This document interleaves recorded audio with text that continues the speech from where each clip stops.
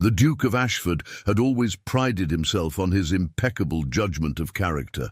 For 3 years, he had courted Lady Rosalind Fairmont, the embodiment of grace and virtue, the woman who would stand beside him as Duchess. Their engagement was the talk of London society, a perfect union between two illustrious families. But on a warm June evening in 1815, as he walked through the moonlit gardens of Fairmont House, he overheard a conversation that would shatter every illusion he had carefully constructed. Behind the rose arbor, Rosalind's voice carried on the night air, dripping with contempt as she mocked his late mother's common origins and revealed a scheme so calculating, so devoid of the love he believed they shared, that his world tilted on its axis. The woman he thought he knew had never existed at all. If you're listening to this story, don't forget to click the like button, subscribe to the channel, and tell me in the comments from which part of the world you're listening to this story. I want to know how far it's traveled. The spring of 1815 brought with it a season of unprecedented splendor to London. The war with France had finally ended, and society threw itself into celebration with a fervor that bordered on desperation, as if determined to forget the years of anxiety and loss. Amid this glittering whirlwind stood Alexander Thornbury, the 7th Duke of Ashford, a man of 28, whose dark hair and striking blue eyes made him the subject of countless whispers among the unmarried ladies of the ton. Yet Alexander's heart had been claimed 3 years prior, during his first season after assuming the dukedom following his father's death. Lady Rosalind Fairmont had captivated him at a ball at Devonshire House, her golden hair arranged in perfect ringlets, her porcelain complexion luminous in the candlelight, her manners so refined that she seemed to float rather than walk across the ballroom floor. She was the daughter of the Earl of Fairmont, a family whose lineage stretched back to the Norman conquest, and she possessed every quality a duchess should embody: beauty, breeding, and an unimpeachable reputation. Their courtship had been conducted with all the propriety that society demanded. Chaperoned walks in Hyde Park, carefully orchestrated meetings at soirees and musicales, letters exchanged under the watchful eyes of Lady Fairmont. Alexander had been patient, methodical even in his pursuit. He was not a man given to impulsive emotion. His father had taught him that a duke's marriage was a matter of dynasty, not merely personal preference. Yet he had convinced himself that in Rosalind he had found both. A woman who would elevate the Ashford name while also providing the companionship he secretly craved. The engagement had been announced 6 months ago, in October of 1814, at a lavish ball hosted by the Fairmonts at their Mayfair residence. Alexander could still recall the moment he had slipped the Ashford sapphire, a ring that had graced the fingers of duchesses for 5 generations, onto Rosalind's delicate hand. She had gazed up at him with those luminous green eyes, her expression one of demure pleasure, and murmured her acceptance with a voice like honey. The assembled guests had applauded, champagne had flowed like water, and Alexander had felt, for the first time since his father's death, that he was fulfilling his duty in a way that might also bring him happiness. Now, as June arrived with its warm breezes and abundant roses, the wedding loomed just 3 weeks away. The preparations had consumed the Fairmont household entirely. Lady Fairmont, a formidable woman with iron-grey hair and a personality to match, had taken command of every detail with military precision. The ceremony would take place at St. George's, Hanover Square, followed by a wedding breakfast for 300 guests at Ashford House. Rosalind's trousseau had been assembled from the finest modistes in London, her wedding gown a confection of Brussels lace and silk that had required 6 seamstresses working for 2 months. Alexander's own preparations had been less elaborate, but no less significant. He had spent considerable time with his solicitors, ensuring that the marriage settlements were generous and that Rosalind would be well provided for should anything happen to him. He had also begun the process of renovating the Duchess's apartments at Ashford House, which had stood empty since his mother's death 5 years earlier. The rooms were being redecorated in shades of cream and gold, colours he believed would suit Rosalind's delicate beauty. His mother. The thought of her brought a familiar ache to his chest. Catherine Thornbury had been a remarkable woman, intelligent, compassionate, and possessed of a quiet strength that had been the foundation of their family. She had died of a fever when Alexander was 23, and he still missed her counsel, particularly now, as he prepared to take a wife. He wondered what she would have thought of Rosalind, whether she would have approved of his choice. "Your Grace, the carriage is ready." His butler, Morrison, appeared in the doorway of the study where Alexander had been reviewing correspondence. The older man's face was impassive, as always, but there was a warmth in his eyes. Morrison had served the Ashford family for 40 years and had known Alexander since he was in leading strings. "Thank you, Morrison. I shall be down directly." Alexander set aside the letter he had been reading, a note from his aunt in Derbyshire, expressing her delight at the upcoming nuptials, and rose from his desk. He was expected at Fairmont House for dinner, an intimate family affair that Lady Fairmont had insisted upon. "Just the immediate families," she had said, though Alexander suspected her definition of intimate would still involve at least 20 guests. The journey from Ashford House in Grosvenor Square to the Fairmont residence in Berkeley Square took less than 10 minutes, but Alexander found himself oddly reluctant as the carriage rolled through the streets. He could not identify the source of his unease. Everything was proceeding exactly as it should. Rosalind was everything he had wanted in a wife. The marriage would strengthen both families' positions in society. There was no rational reason for the vague sense of disquiet that had been growing in him over the past few weeks. Perhaps it was merely the natural anxiety of a man about to surrender his bachelor freedom. His friend, Viscount Hartley, had warned him about such feelings. "Cold feet, old boy," Hartley had said over brandy at White's the previous week. "Perfectly normal. Every man feels it before he takes the plunge. You'll be right as rain once the deed is done." The carriage drew to a halt before the imposing facade of Fairmont House, its white Portland stone gleaming in the evening light. A footman hurried forward to open the door, and Alexander stepped down onto the pavement. The front door opened before he could knock, revealing the Fairmont's butler, a thin man with a perpetually disapproving expression. "Good evening, Your Grace." "The family is gathered in the drawing-room." Alexander handed over his hat and gloves, then made his way up the curved staircase to the first floor. The sound of conversation and laughter drifted from the drawing-room, and he paused for a moment outside the door, composing his features into an expression of pleasant anticipation. When he entered, all eyes turned toward him. Lady Fairmont rose from her position near the fireplace, her smile gracious, but her eyes calculating as always. "Your Grace, how delightful! We were just speaking of you." "Nothing too scandalous, I hope," Alexander replied with practiced charm, bowing over her extended hand. "Only the most flattering observations, I assure you." She gestured toward the assembled company.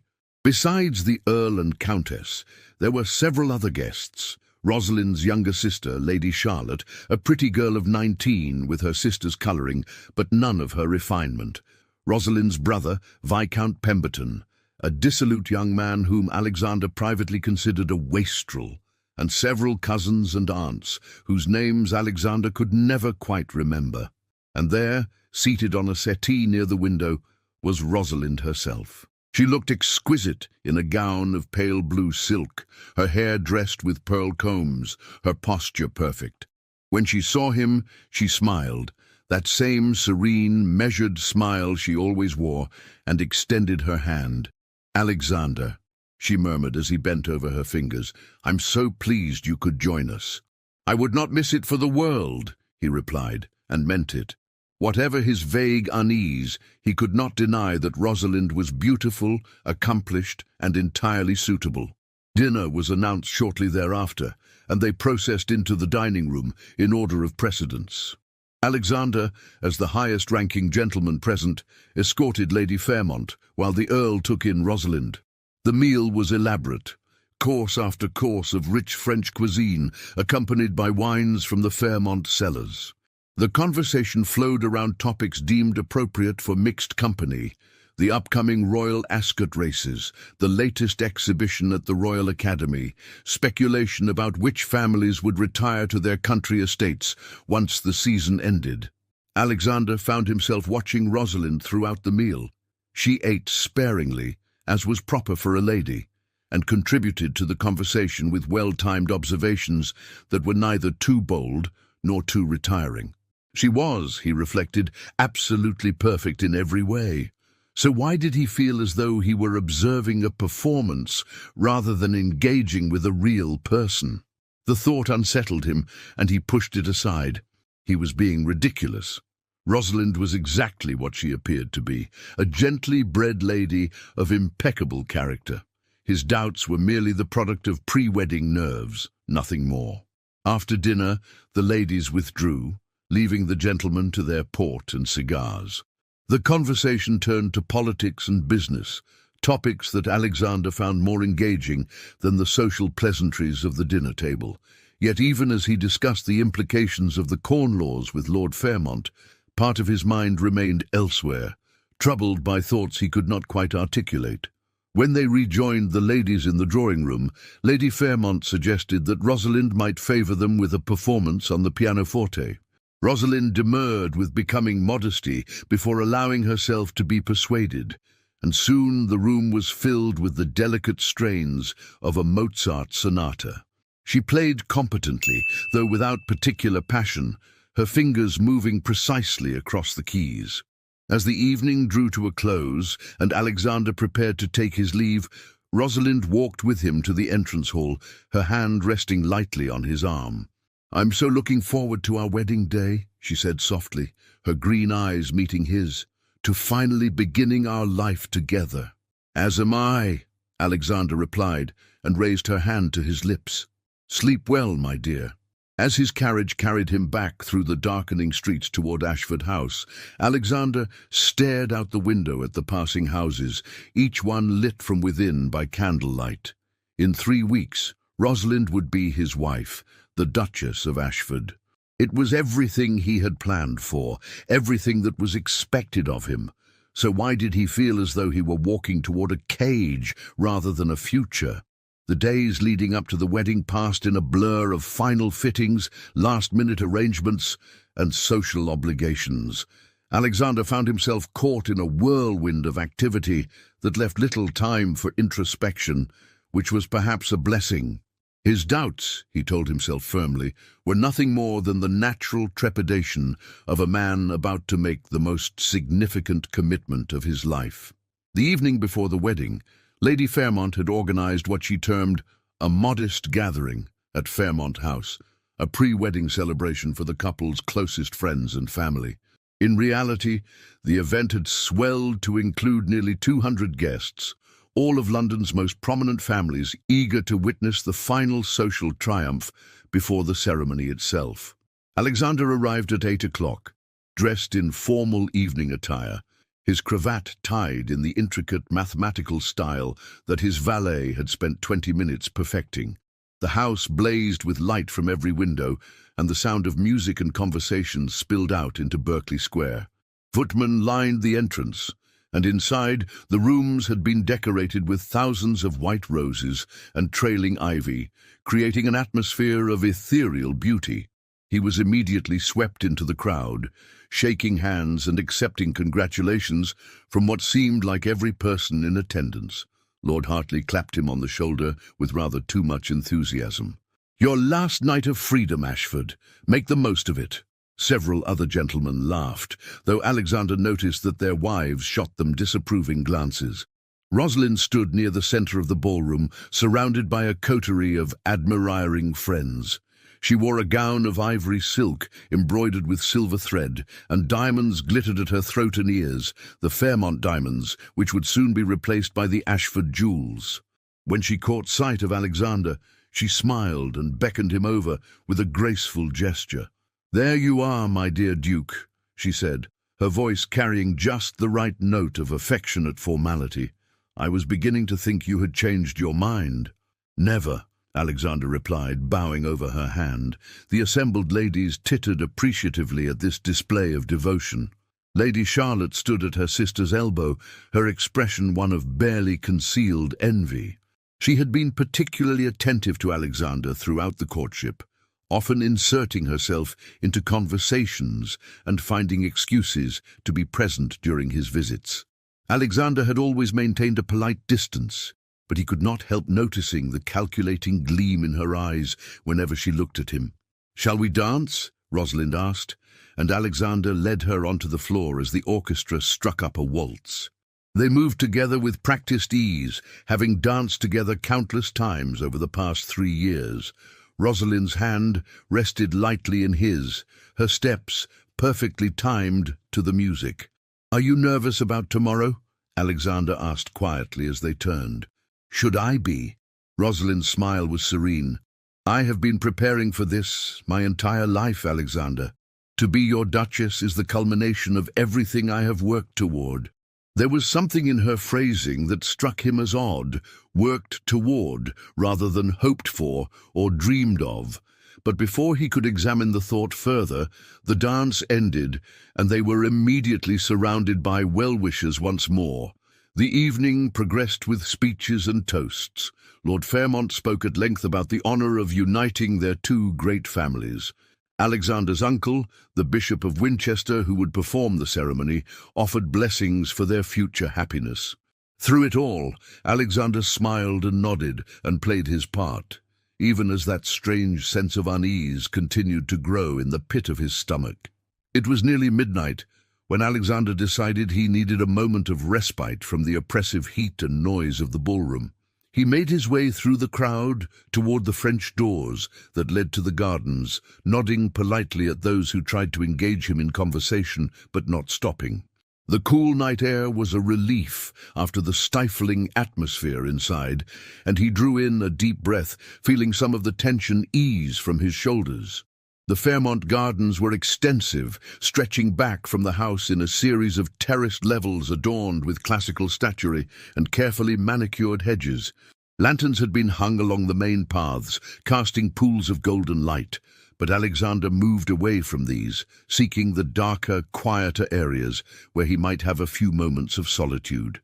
He found himself walking toward the rose arbor at the far end of the garden, a secluded spot surrounded by climbing roses that filled the air with their heavy perfume. The sounds of the party faded to a distant murmur, replaced by the gentle rustling of leaves and the occasional call of a nightingale. It was then that he heard voices, low and conspiratorial, coming from the other side of the arbor.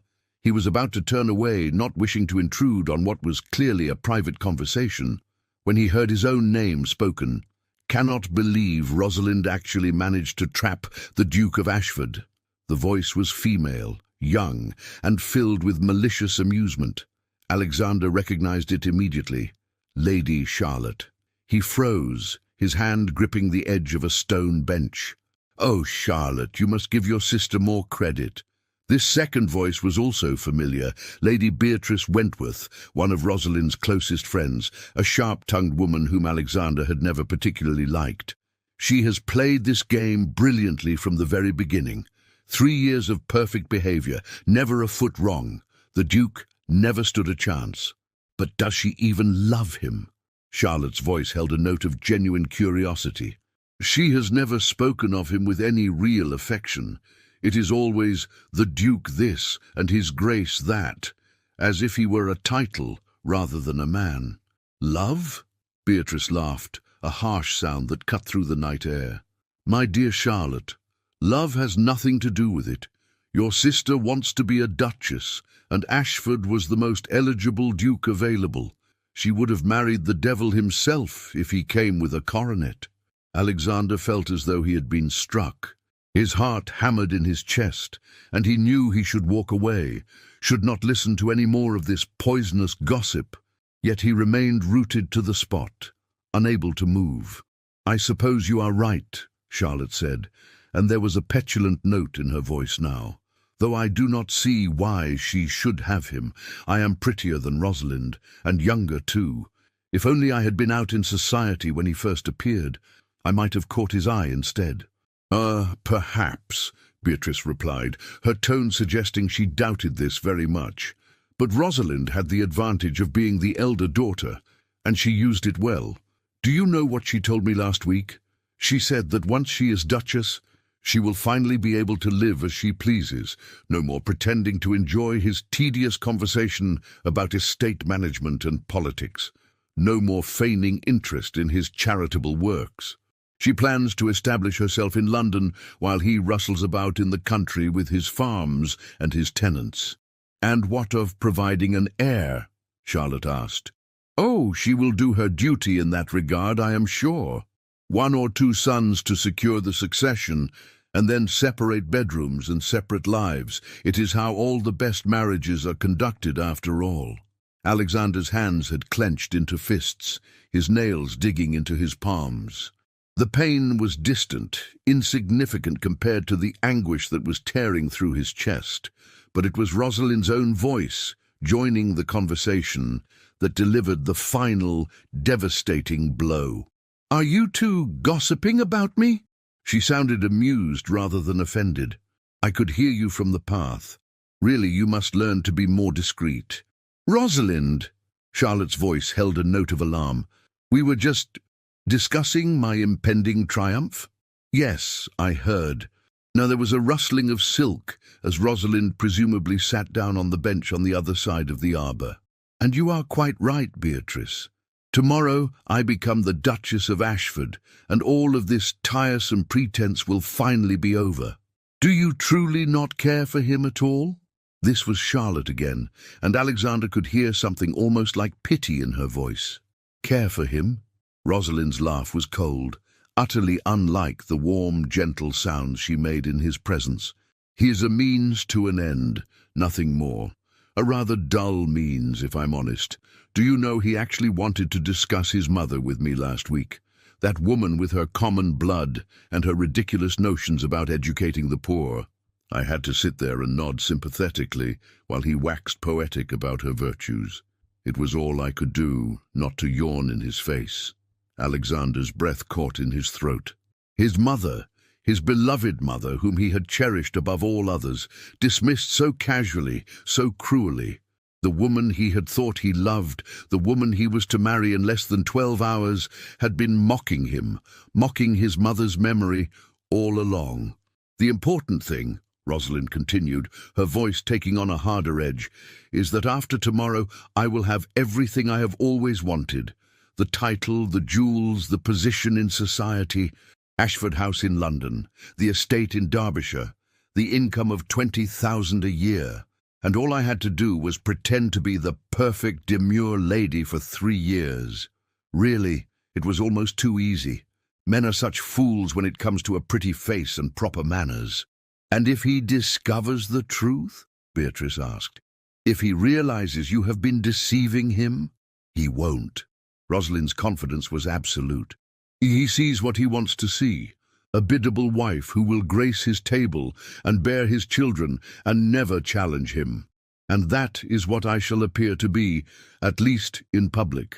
What I do in private, once I have secured my position, is my own affair. There was more. Something about a gentleman named Captain Rothwell, whom Rosalind apparently found far more interesting than her betrothed. But Alexander had heard enough, more than enough. He turned and walked swiftly back toward the house, his mind reeling, his carefully constructed world crumbling around him like a house built on sand. The woman he had courted for 3 years, the woman he had believed to be the embodiment of grace and virtue, was a fraud. Every smile, every gentle word, every appearance of affection had been a calculated performance designed to trap him into marriage. And he, fool that he was, had walked willingly into her snare. He reached the ballroom in a daze, barely aware of his surroundings. The music and laughter that had seemed merely loud before now felt like a physical assault. He needed to leave, needed to think, needed to decide what to do with this devastating knowledge. But before he could make his escape, Lady Fairmont appeared at his elbow, her face wreathed in smiles. "Your Grace, there you are. We are about to cut the cake. You and Rosalind must do the honours together." Alexander looked past her and saw Rosalind entering from the garden, Charlotte and Beatrice trailing behind her. She looked serene, beautiful, every inch the perfect bride-to-be. When her eyes met his across the room, she smiled. That same gentle, loving smile she had given him 1,000 times before. And in that moment, Alexander knew exactly what he had to do. The clock in the entrance hall of Fairmont House struck 1 in the morning as Alexander stood before the assembled guests, his hand resting on the hilt of the silver cake knife. Rosalind stood beside him, her fingers barely touching his arm, her expression one of radiant happiness that he now recognized as utterly false. The crowd had gathered in a semicircle around them, champagne glasses raised, faces flushed with wine and anticipation. Lady Fairmont beamed at them from the front of the crowd. "A toast," she called out, "to the future Duke and Duchess of Ashford. May tomorrow bring the beginning of a long and happy union." "Hear, hear!" The chorus of voices echoed through the room.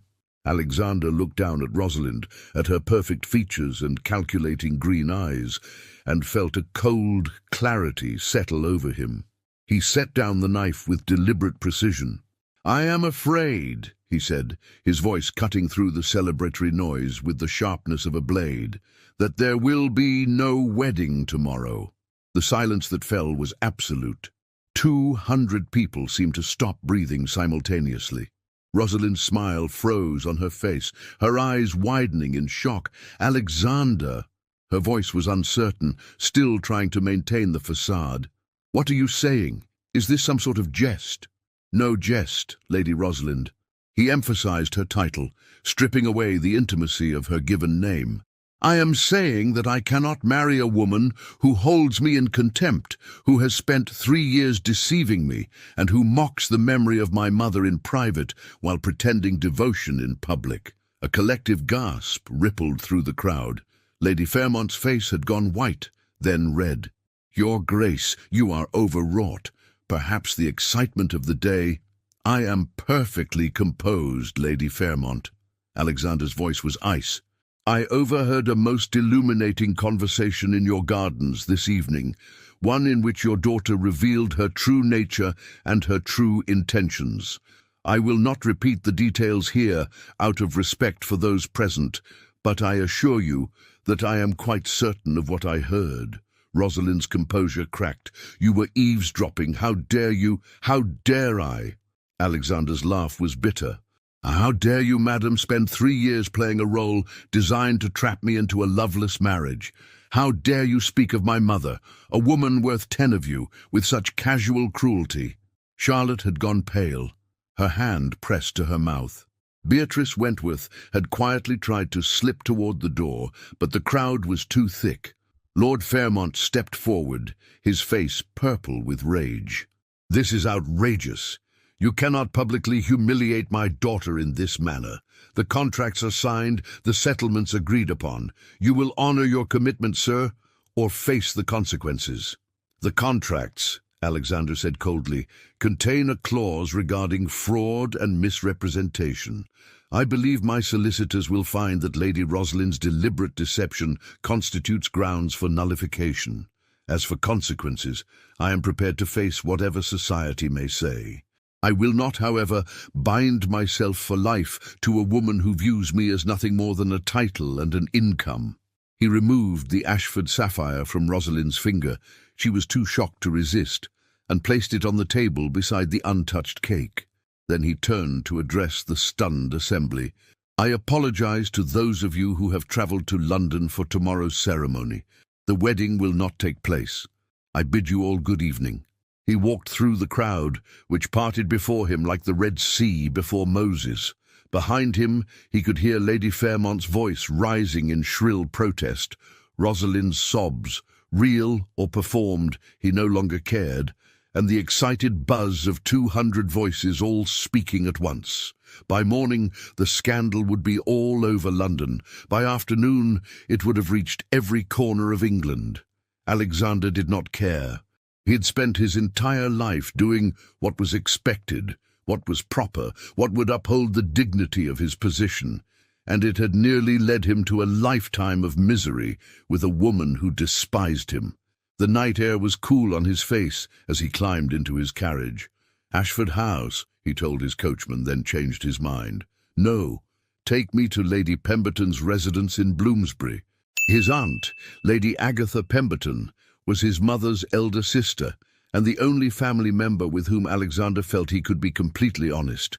She was a widow of independent means, and even more independent spirit, a woman who had scandalized society 30 years ago by refusing to remarry after her husband's death, and instead dedicating herself to intellectual pursuits and charitable works. She lived in a comfortable townhouse in Bloomsbury, surrounded by books and interesting people, and had always told Alexander that he was welcome at any hour. It was nearly 2 in the morning when he knocked on her door. The elderly butler who answered looked startled but not displeased to see him. "Your Grace, Lady Pemberton is still awake, reading in her study. Shall I announce you?" "No need, Perkins. I know the way." He found his aunt exactly where Perkins had said she would be, seated in a leather chair beside a roaring fire, a book open on her lap, and her spectacles perched on her nose. She was a handsome woman of 55, with silver hair and the same blue eyes that Alexander had inherited from his mother. She looked up as he entered, and her expression immediately shifted from surprise to concern. "Alexander, what has happened?" And suddenly, the careful control he had maintained throughout the evening shattered. He sank into the chair opposite hers and told her everything. The overheard conversation, the cruel mockery, the public dissolution of his engagement. The words poured out of him in a torrent, and Agatha listened without interruption, her face growing grimmer with each revelation. When he finally fell silent, she set aside her book and regarded him with a mixture of sympathy and approval. "You did the right thing," she said firmly. "I know it does not feel that way at present, but you did. Better to endure scandal now than a lifetime of unhappiness." "I was such a fool," Alexander said, his voice raw. 3 years, Aunt Agatha. 3 years of courtship, and I never saw through her performance. What does that say about my judgment?" "It says that you are a decent man who expects decency in others," Agatha replied. "Lady Rosalind is clearly an accomplished actress. You are not the first man to be deceived by a beautiful face and pretty manners, and you will not be the last. The important thing is that you discovered the truth before it was too late. Society will crucify me for this, breaking an engagement the night before the wedding." "Society," Agatha said with considerable scorn, "is composed largely of hypocrites and fools. Those whose opinions matter will understand that you acted with integrity.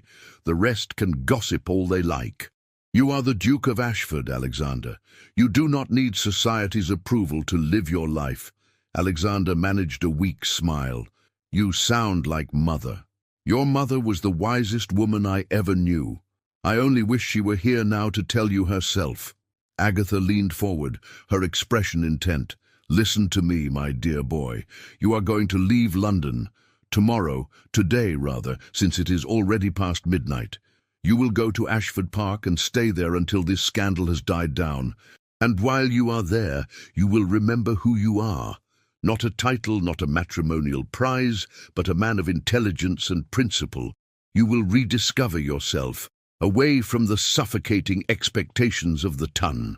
"Run away, you mean?" Alexander said bitterly. "Retreat strategically," Agatha corrected. "There is a difference. You have dealt Lady Rosalind and her family a blow from which their reputation may never recover. They will be vicious in their attempts to salvage the situation, to paint you as the villain in this piece. Better to be absent while the initial fury burns itself out." She was right, of course. She usually was. Alexander nodded slowly. "Will you come with me? To Ashford Park?" "I think not. I will remain in London and serve as your eyes and ears. Besides, you need time alone to think and to heal. But I will write to you regularly, and you must promise to write back. Do not isolate yourself completely." "I promise." Alexander rose, feeling suddenly exhausted. "Thank you, Aunt Agatha, for listening, for understanding. That is what family is for, my dear." She stood and embraced him, and for a moment Alexander felt like a child again, seeking comfort from the women who had raised him. Now go home, pack what you need, and leave at first light. The sooner you are away from London, the better.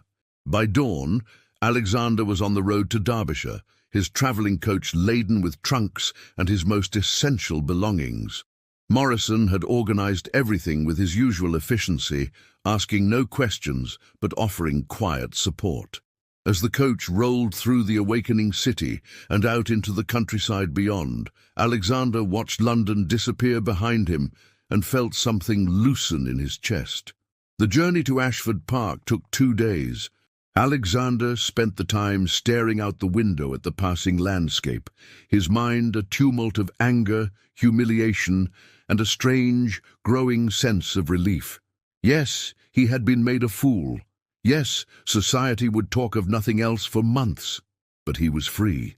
Free of Rosalind's deception, free of the suffocating expectations that had nearly led him into a disastrous marriage. Ashford Park rose before him on the afternoon of the second day, its golden stone glowing in the sunlight. The estate had been in his family for 300 years, a sprawling Jacobean manor surrounded by parkland and farms. It was home in a way that Ashford House in London had never been. Mrs. Henshaw, the housekeeper, who had known him since childhood, greeted him at the door with tears in her eyes. "Your Grace, we heard, that is, the news reached us yesterday. I am so very sorry." "Thank you, Mrs. Henshaw, but I assure you I am quite well. Better than I have been in some time, in fact." And as he walked through the familiar halls of his ancestral home, Alexander realized it was true. The humiliation was real. The anger still burned, but beneath it all was a sense of possibility he had not felt in years. His life was his own again. What he chose to do with it was entirely up to him. 3 weeks passed in quiet solitude. Alexander threw himself into estate business, riding out each day to visit his tenants and inspect his lands. He had always taken his responsibilities as a landlord seriously, but now he found genuine pleasure in the work, in solving problems and improving lives in tangible ways. Letters arrived regularly from Aunt Agatha, filled with news of London. The scandal had been every bit as explosive as anticipated. The Fairmonts had attempted to paint Alexander as unstable, but too many people had been present at the confrontation, and the truth had spread quickly. Rosalind had retired to the family's country estate in disgrace. Charlotte had been withdrawn from society. Lady Fairmont was said to be prostrate with mortification. Alexander felt no satisfaction in their downfall, only a weary gratitude that he had escaped. It was in the 4th week of his self-imposed exile that Aunt Agatha's letter brought unexpected news. She was coming to visit, and she was bringing guests, a small party of friends from London, intellectuals and reformers, whom she thought Alexander might find interesting. "You have hidden away long enough," she wrote. "It is time to remember that there is more to life than scandal and society's opinion. These are people of substance, Alexander. I think you will find their company refreshing." Alexander was not certain he wanted company, but he could hardly refuse his aunt. And so, on a warm afternoon in late July, he found himself standing in the entrance hall of Ashford Park, watching as 3 carriages rolled up the drive. Agatha emerged first, embracing him warmly. "You look better," she announced. "Country air agrees with you. Now come and meet my friends." There was Professor Edmund Hartwell, a scholar of political economy from Oxford, Mrs. Sarah Blackwood, a widow who had established a school for working-class children in Manchester, and Dr. Elias Reed, a physician who had recently returned from several years working in India. It was Dr. Reed who caught Alexander's attention immediately. He was a man of perhaps 35, tall and lean, with dark hair touched with grey at the temples and intelligent brown eyes that seemed to see everything. There was something about him, a quiet confidence, a sense of purpose, that Alexander found instantly compelling. "Your Grace." Dr. Reed's handshake was firm. "Lady Pemberton has told me a great deal about you. I am honored to make your acquaintance. The honor is mine, Dr. Reed. I understand you have been working in India. That must have been fascinating. It was enlightening, Reed replied, and humbling. There is so much suffering in the world and so much work to be done. As they walked into the house together, Alexander found himself genuinely interested in what this man had to say. And for the first time since that terrible night in the Fairmont Gardens, he felt a spark of something that might eventually become hope. The presence of Aunt Agatha's guests transformed Ashford Park from a refuge into something far more stimulating. Over the following weeks, the house became a hub of intellectual discourse and passionate debate. Professor Hartwell held forth on economic theory during long dinners, arguing for reforms that would benefit the working classes. Mrs. Blackwood spoke eloquently about the transformative power of education, her eyes blazing with conviction as she described the children she had taught to read and write despite their poverty. And Dr. Elias Reed shared stories of his work in India that opened Alexander's eyes to a world he had never truly considered. It was Reed's company that Alexander found himself seeking most often. They fell into a habit of riding out together in the mornings, ostensibly to inspect the estate, but in reality to continue conversations that ranged from medicine to philosophy to the responsibilities of privilege. Reed had a way of challenging Alexander's assumptions without being confrontational, of asking questions that made him examine beliefs he had never thought to question. "You have considerable resources at your disposal," Reed observed one morning as they paused on a hillside overlooking the estate. "Land, wealth, influence. What do you intend to do with them?" "Manage them responsibly," Alexander replied. "Ensure my tenants are well cared for, maintain the estate for future generations." "Noble goals," Reed acknowledged. "But is that enough? You are a duke, Your Grace. You have a seat in the House of Lords.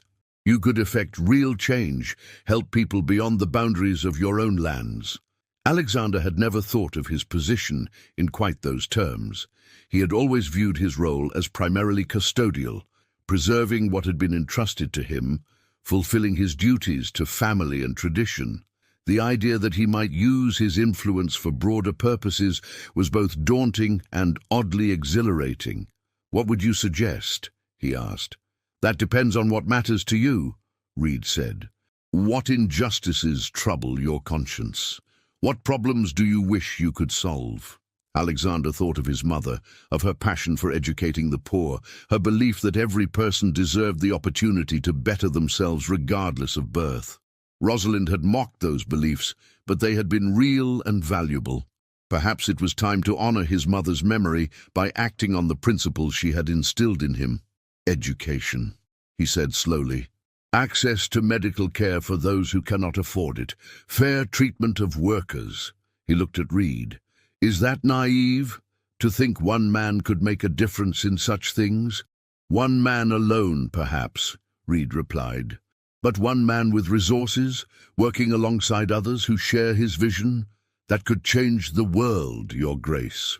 It was during these weeks of intellectual awakening that Aunt Agatha announced her next plan. "You cannot hide in Derbyshire forever, Alexander," she said one evening after dinner. "It has been 2 months since the scandal. The Ton has moved on to newer gossip. It is time for you to return to society." "I have no desire to return to London," Alexander said firmly. "The endless rounds of meaningless social engagements, the superficiality—" "Who said anything about London?" Agatha's eyes twinkled. "I am speaking of Bath.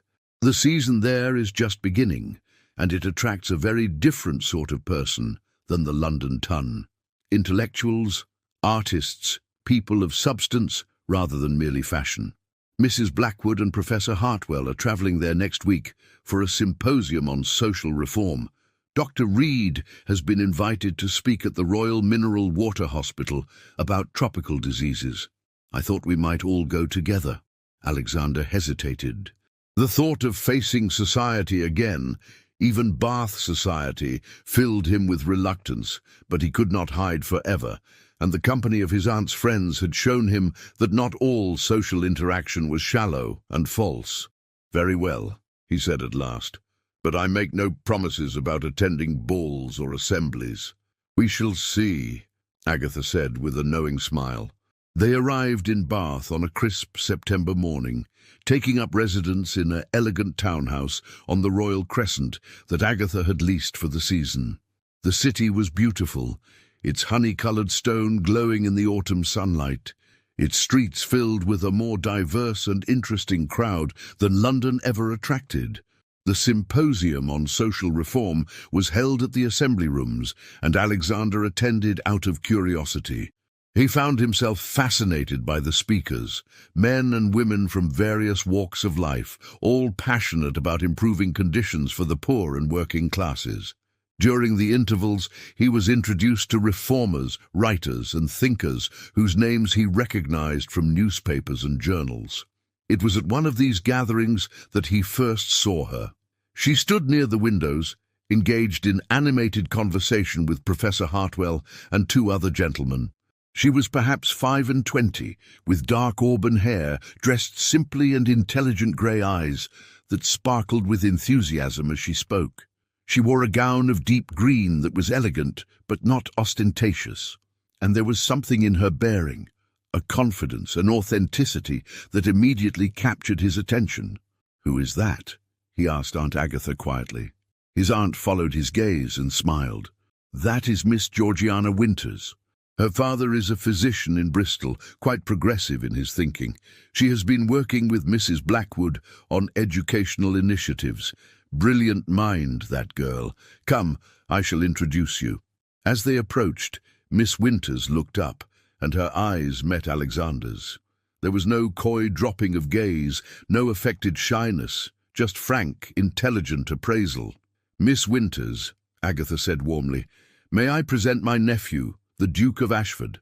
Alexander, this is Miss Georgiana Winters." "Your Grace." Miss Winters curtsied, but there was nothing subservient in the gesture.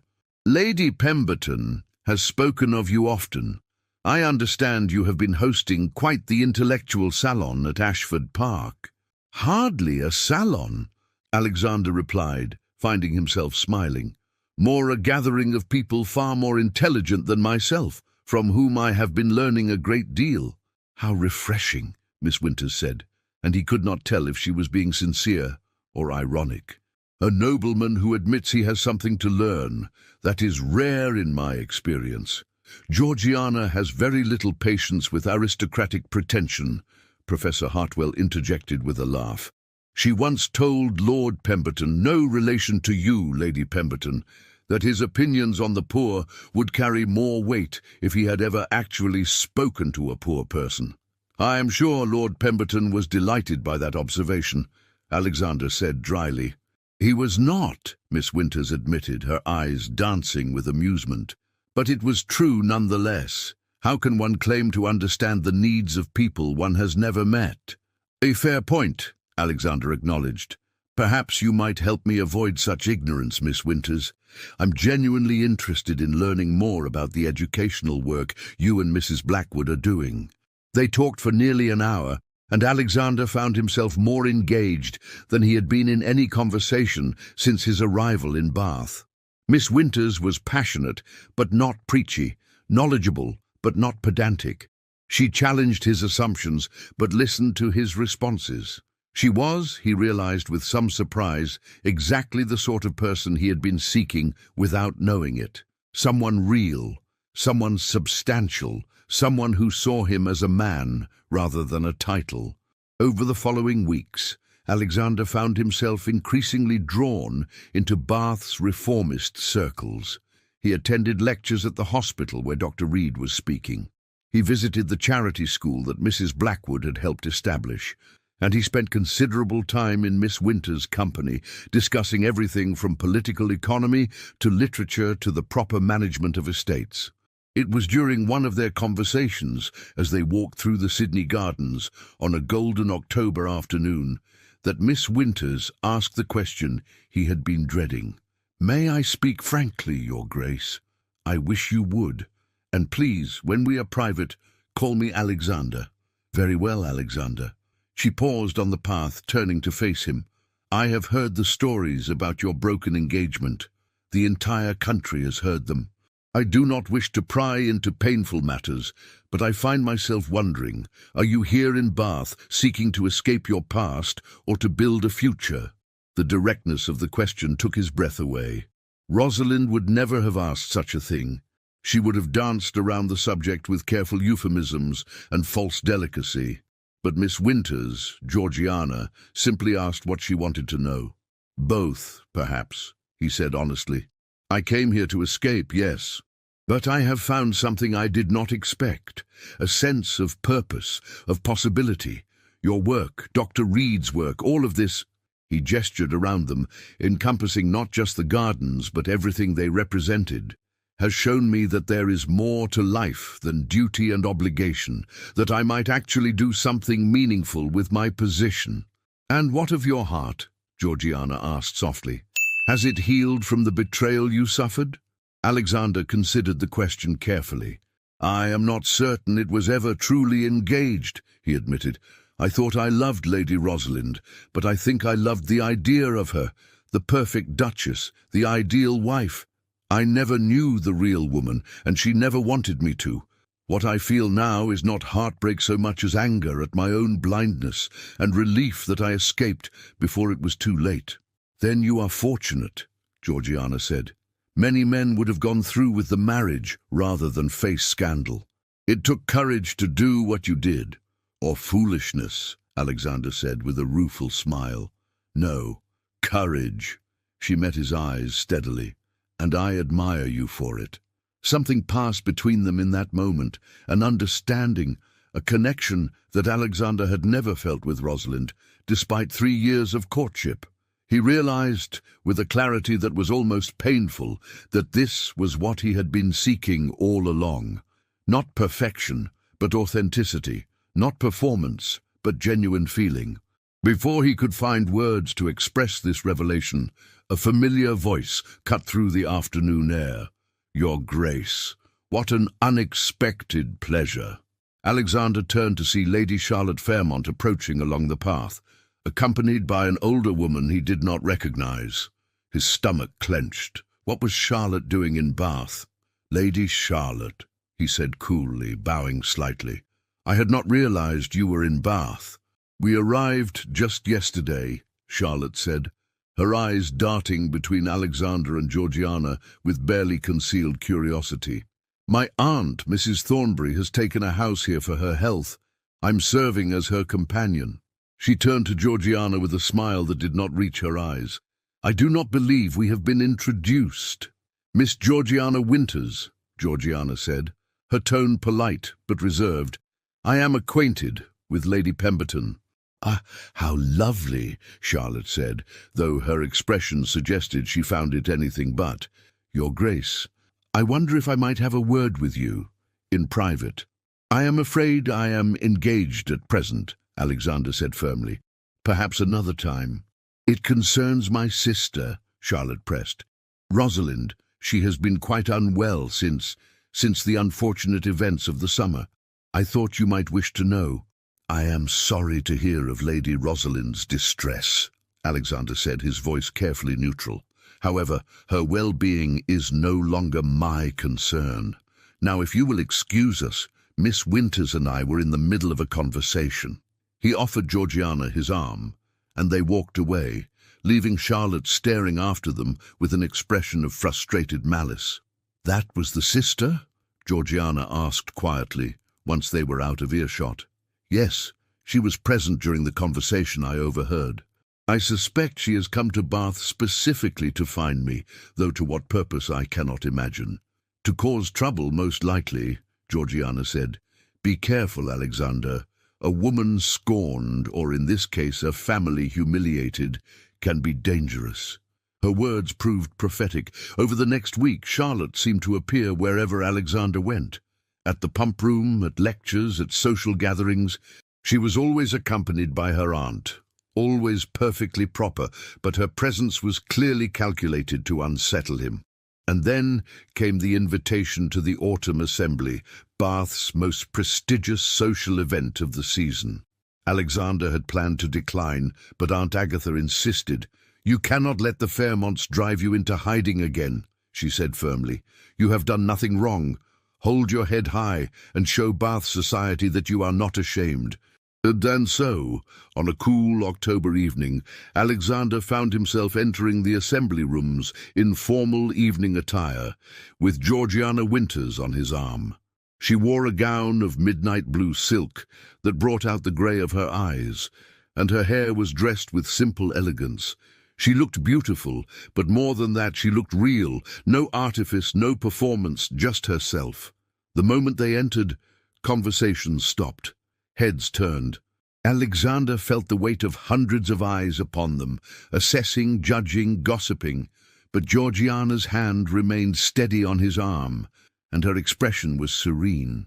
And there, across the room, stood Charlotte Fairmont, her face a mask of barely controlled fury, as she watched Alexander escort another woman into the ballroom, where just months ago he should have been celebrating his marriage to her sister. Alexander met her gaze steadily, then turned to Georgiana. "May I have this dance?" "You may," she replied, and smiled at him with such warmth that he felt something in his chest, something that had been frozen since that terrible night in the Fairmont Gardens, finally begin to thaw. As they took their places for the waltz, Alexander realized that he was no longer running from his past. He was walking, deliberately and with purpose, toward his future. And for the first time in his life, that future was entirely his own choice. The waltz with Georgiana marked a turning point in Alexander's reintegration into society.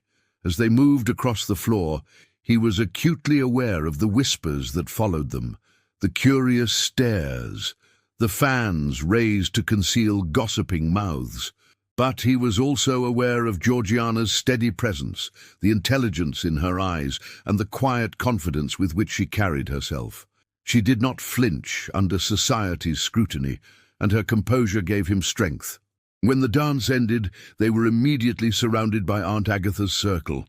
Dr. Reed, Professor Hartwell, Mrs. Blackwood, and several other reformers and intellectuals who had come to Bath for the season. Their acceptance of Alexander was unequivocal, their conversation stimulating, and within minutes he had almost forgotten the hostile stares from the more traditional members of Bath society. Almost, but not quite. Charlotte Fairmont remained at the edge of his awareness, watching him with an intensity that was distinctly unsettling. She made no attempt to approach him directly, but he noticed her speaking animatedly with several society matrons, her expressions calculated and her gestures emphatic. She was spreading poison, he realized, attempting to salvage her family's reputation by destroying what remained of his. "Ignore her," Georgiana murmured, following his gaze. "She has no power over you unless you grant it to her." "You are right, of course," Alexander replied, "but I confess I find her persistence disturbing. What does she hope to accomplish? Revenge, perhaps, or redemption for her sister, or simply the satisfaction of causing you discomfort?" Georgiana's expression was thoughtful. People who have been humiliated often lash out, even when doing so serves no practical purpose. Over the following weeks, Charlotte's campaign became more overt. She began circulating a version of events in which Rosalind was the innocent victim of Alexander's capricious cruelty, a gentle lady whose heart had been broken by a duke too proud to overlook a minor indiscretion. The story was absurd to anyone who had been present at the confrontation, but Charlotte told it with such conviction that some of Bath's more credulous residents began to view Alexander with suspicion. He might have been more troubled by this if his attention had not been so thoroughly captured by Georgiana. They spent nearly every day together, walking in the gardens, attending lectures, visiting the charity schools where she worked. She introduced him to a world he had never truly known, one where people struggled daily for survival, where children went hungry and sick, people died for lack of medical care. It was humbling and infuriating in equal measure, and it ignited in Alexander a determination to use his wealth and position to effect real change.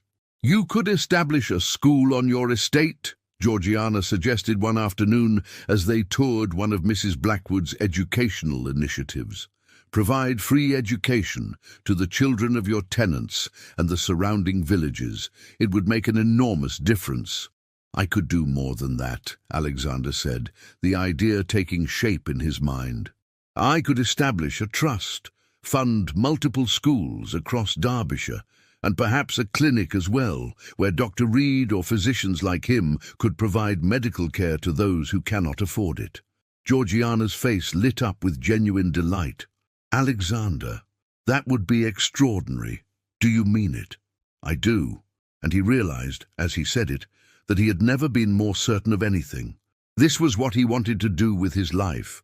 Not simply manage an estate and fulfill social obligations, but make a tangible difference in the lives of real people. It was what his mother would have wanted, what she had tried to teach him before her death. "Then I shall help you," Georgiana said firmly. "I have experience in establishing schools, and I know others who can advise on the medical facilities. We can make this happen, Alexander." "We." The word resonated through him with unexpected power. When had his plans become their plans? When had this remarkable woman become so integral to his vision of the future? The answer, he realized, was that it had happened gradually, almost imperceptibly, over the course of their many conversations and shared experiences. Georgiana had become not just a friend, but a partner in the truest sense, someone who understood his goals, shared his values, and possessed the knowledge and passion to help him achieve them.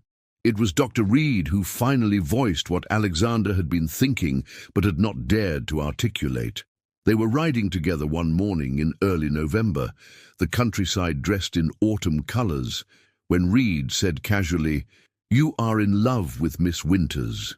Alexander's first instinct was to deny it, but he found he could not. "Is it so obvious?" "To anyone who observes you together, yes." Reed smiled. "And before you ask, she feels the same way. I have known Georgiana for several years, and I have never seen her look at anyone the way she looks at you."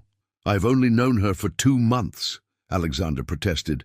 "After what happened with Lady Rosalind, I swore I would not rush into anything." "You courted Lady Rosalind for 3 years, and never truly knew her," Reed interrupted gently. "You have known Georgiana for 2 months, and understand her better than you understood your former fiancée after years of acquaintance. Time is not the measure of genuine connection, Your Grace. Understanding is." Alexander knew Reed was right. What he felt for Georgiana bore no resemblance to what he had felt for Rosalind. With Rosalind, there had been attraction, certainly, and the satisfaction of having secured an appropriate match. But with Georgiana, there was something far deeper, a meeting of minds, a sharing of purpose, a sense of having found someone who saw him as he truly was, and valued him not for his title, but for himself. "What should I do?" he asked, feeling suddenly uncertain. "What does your heart tell you to do?" "To ask her to marry me. But is it too soon? Will society say I have dishonored Lady Rosalind's memory by moving on so quickly?" Reed laughed. "Lady Rosalind has no memory to dishonor. She is very much alive and, according to the latest gossip, has set her cap at a wealthy merchant in Manchester. As for society, when have you ever cared what society thinks? You broke your engagement in front of 200 witnesses, Your Grace. I think that ship has sailed." Alexander found himself laughing as well, feeling lighter than he had in months. Reed was right. He had already scandalized society beyond redemption.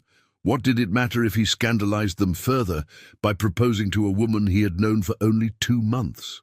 That evening, there was a small gathering at Aunt Agatha's townhouse, an intimate dinner for their circle of friends.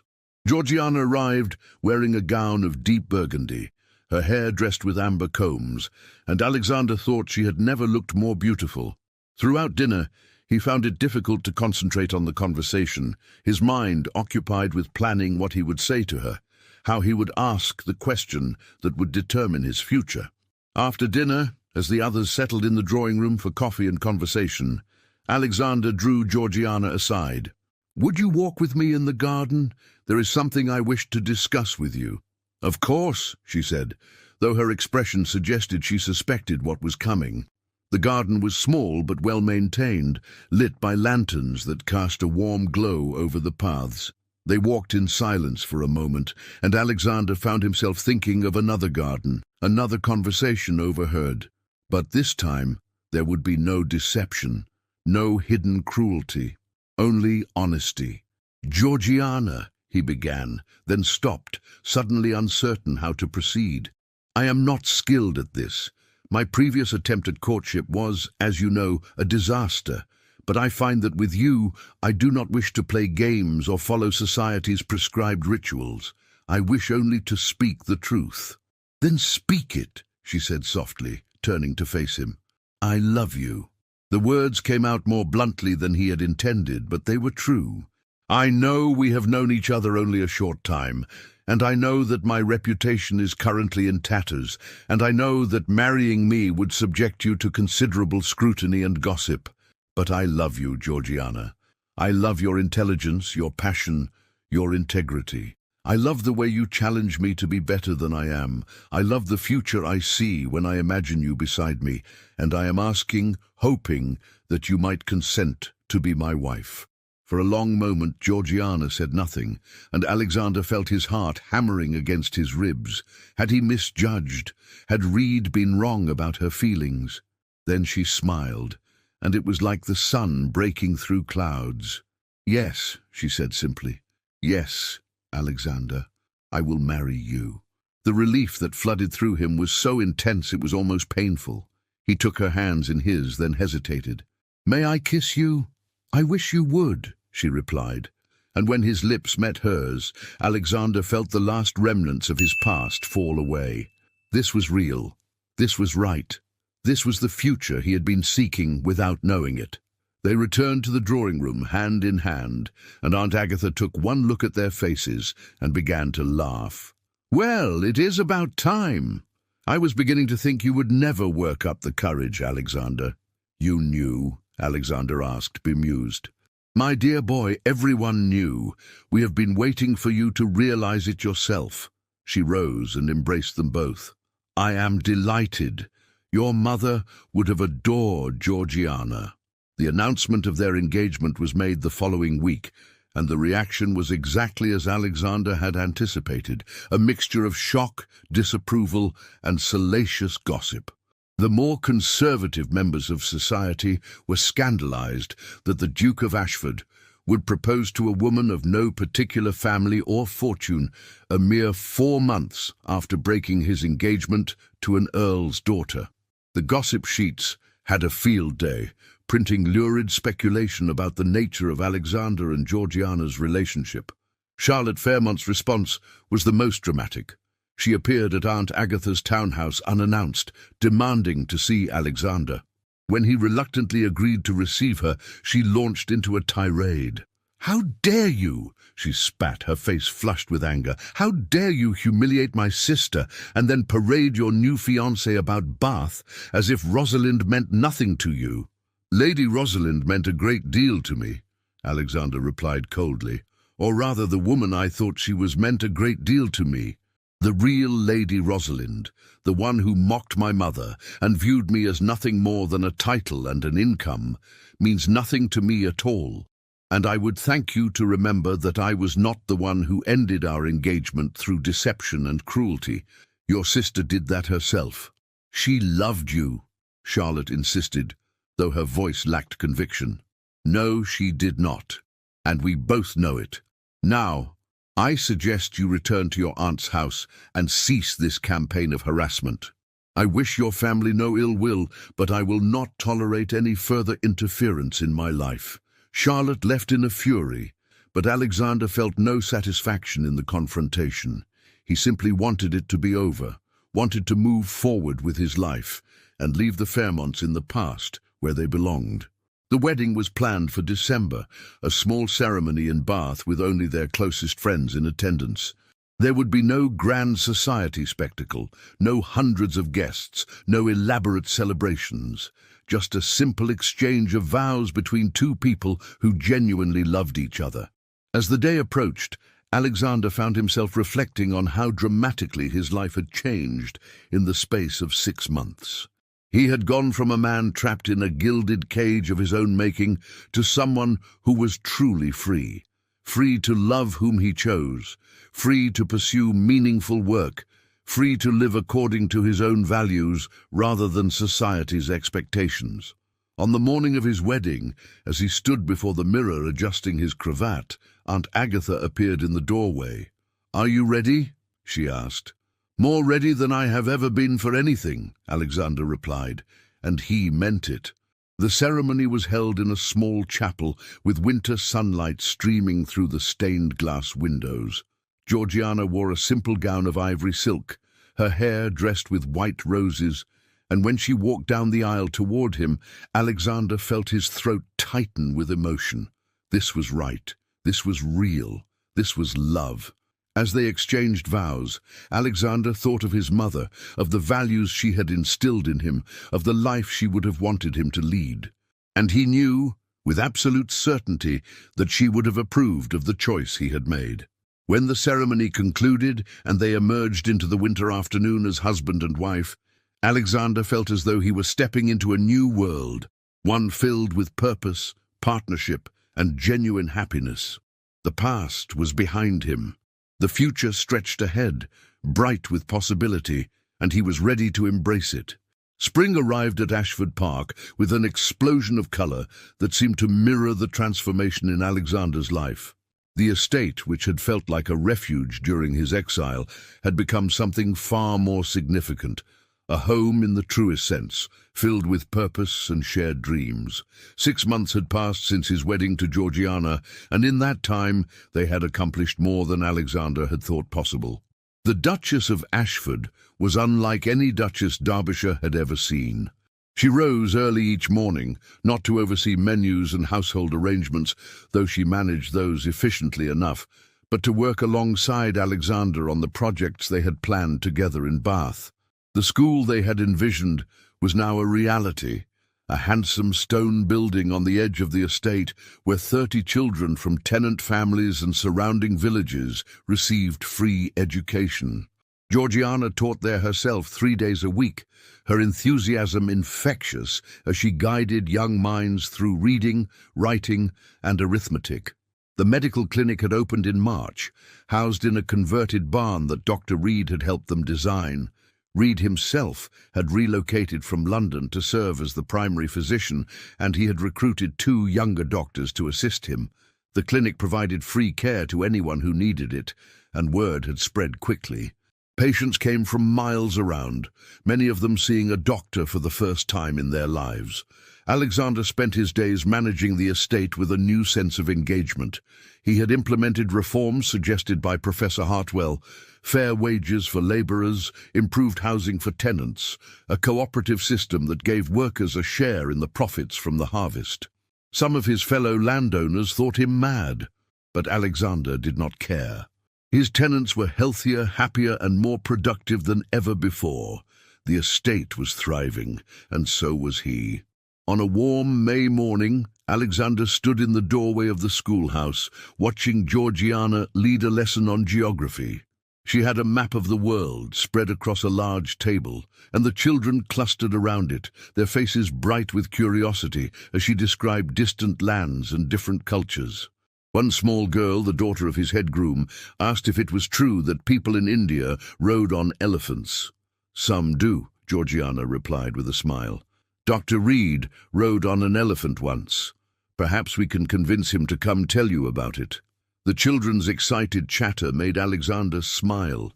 This was what his mother had dreamed of: education accessible to all, regardless of birth or circumstance. He wished she could see what they had built here, could know that her values lived on through him. Your Grace."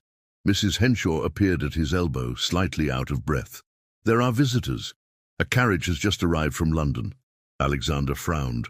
They were not expecting anyone. Did they give their names? "The gentleman said he was Lord Hartley, your grace, and there is a lady with him." Hartley. Alexander had not seen his old friend since before the broken engagement. They had exchanged a few letters, but Hartley had been travelling on the continent for most of the past year. What brought him to Derbyshire now? He found Hartley in the drawing-room, looking travel-worn but cheerful. And with him, to Alexander's surprise, was a young woman he did not recognise. Pretty, dark-haired and visibly nervous. "Ashford!" Hartley bounded forward and clasped Alexander's hand warmly. "My dear fellow, you are looking remarkably well. Country life clearly agrees with you." Hartley, this is an unexpected pleasure." Alexander turned to the young woman. "And you are?" "This is Miss Eleanor Hartley," Hartley said, his chest puffing with pride. "My wife. We were married in Paris 3 months ago." "Your wife?" Alexander could not hide his astonishment. Hartley, the confirmed bachelor who had once declared marriage a trap for fools, had taken a wife? "Congratulations. I am delighted for you both." "As well you should be," Hartley said with a grin. "I have you to thank, in a way. Watching you break free from that dreadful Fairmont woman and find genuine happiness, it made me reconsider my own prejudices against matrimony.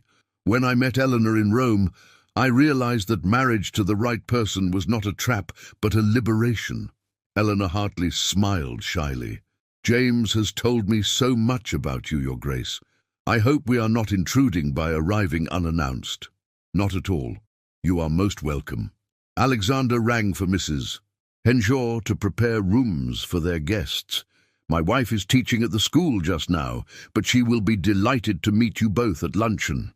Over the meal, Hartley regaled them with tales of his travels and courtship.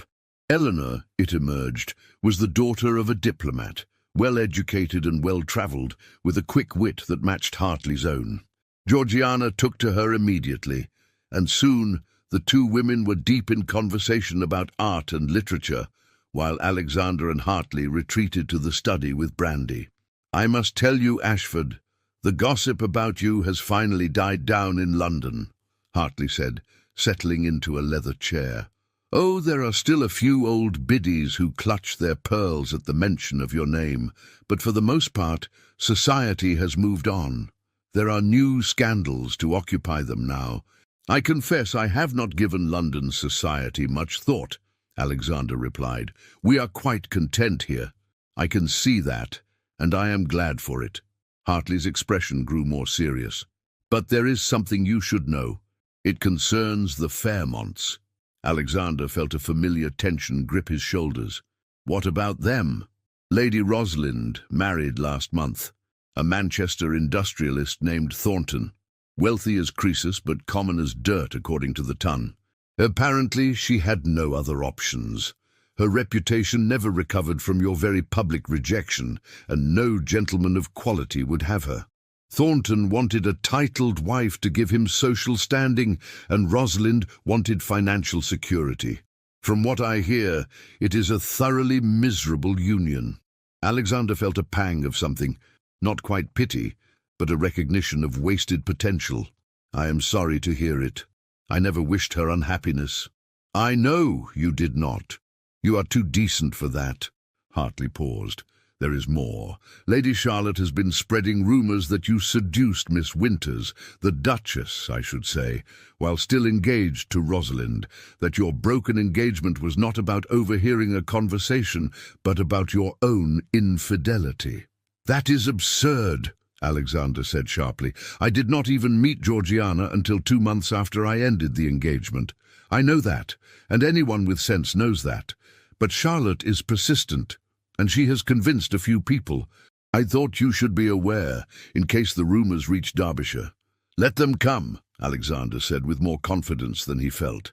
"The people here know the truth. They know Georgiana and the work she does. No amount of malicious gossip can change that." Hartley raised his glass in a toast. "Spoken like a man who has found his backbone. I'm proud of you, Ashford. You have built something real here, something meaningful. That is worth more than all of society's approval."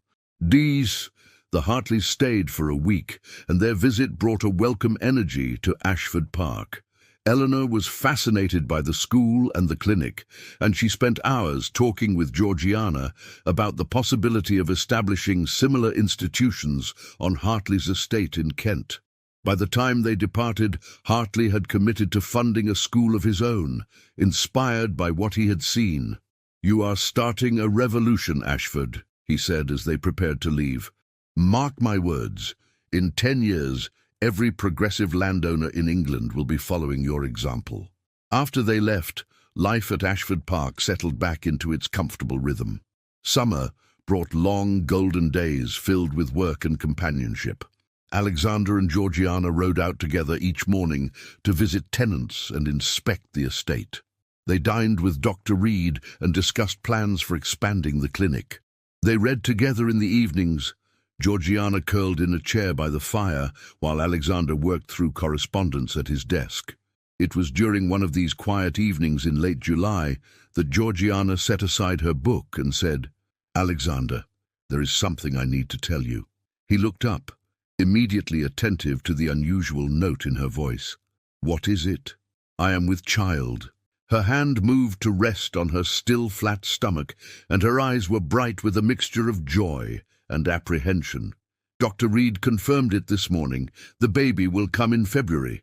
For a moment, Alexander could not speak. A child, an heir, but more than that, a son or daughter who would be raised with the values he and Georgiana shared, who would grow up knowing that privilege came with responsibility, that a title was not just an honor, but a call to service. He crossed to her chair and knelt beside it, taking her hands in his. "That is the most wonderful news I have ever received," he said, his voice thick with emotion. "You have made me happier than I ever thought possible, Georgiana. Every day with you is a gift, and every day with you is an adventure," she replied, smiling through tears. "We are going to build something extraordinary, Alexander. Not just schools and clinics, but a family, a legacy of compassion and purpose." And as autumn painted the Derbyshire hills in shades of amber and gold, Alexander found himself reflecting on the journey that had brought him to this moment. A year ago, he had been a man trapped by expectations, engaged to a woman who despised him, sleepwalking through a life that felt increasingly hollow.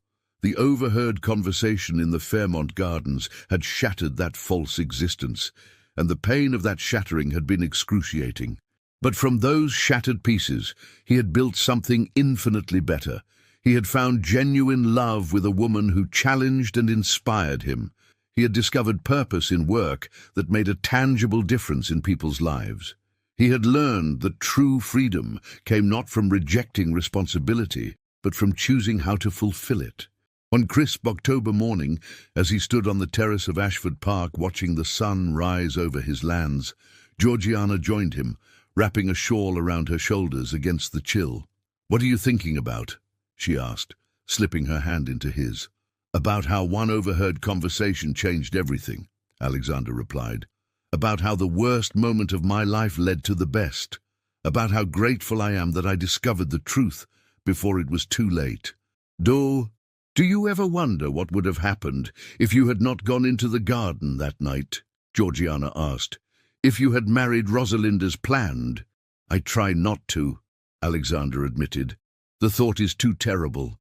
I would have been trapped in a loveless marriage, never knowing what I was missing, never finding you, never building this life we have created together." "Then perhaps we should be grateful to Lady Rosalind," Georgiana said with a wry smile. "Her cruelty set you free." "Her cruelty revealed the truth," Alexander corrected, "but it was my choice to act on that truth, to walk away from what was expected and toward what was right. That choice, that single moment of courage, changed everything." They stood together in comfortable silence, watching as the estate came to life around them. Smoke rose from cottage chimneys as tenants began their day. In the distance, they could hear children's voices as they made their way to the school. The clinic would open soon, and Dr. Reed would begin seeing patients. This was Alexander's kingdom, not the title or the lands or the wealth, but this community of people working together toward a better future. This was what it meant to be a duke, not in the narrow sense that society defined it, but in the truest sense of leadership and service. "I love you," he said to Georgiana, the words still feeling new and precious even after months of marriage. "I love the life we have built together. I love who I am when I am with you." "And I love you," she replied, leaning her head against his shoulder. "My duke, my partner, my dearest friend." As the sun climbed higher, bathing Ashford Park in golden light, Alexander felt a profound sense of peace. The whisper he had overheard in a garden had indeed changed his future, but not in the way anyone might have predicted. It had not destroyed him, but liberated him. It had not ended his story, but allowed it to truly begin. He had been given a rare gift, the chance to choose his own path, to build a life based on love and purpose rather than duty and appearance. And he had chosen well. The future stretched before him, filled with possibility and promise, and he was ready to embrace every moment of it. This was happiness. This was home. This was exactly where he was meant to be. Thank you for listening to this story. If you enjoyed it, please click the like button, subscribe to the channel, and share your thoughts in the comments. I would love to hear what resonated with you most. Until next time, remember that sometimes the worst betrayals lead us to our greatest blessings, and true love is found not in perfection, but in authenticity.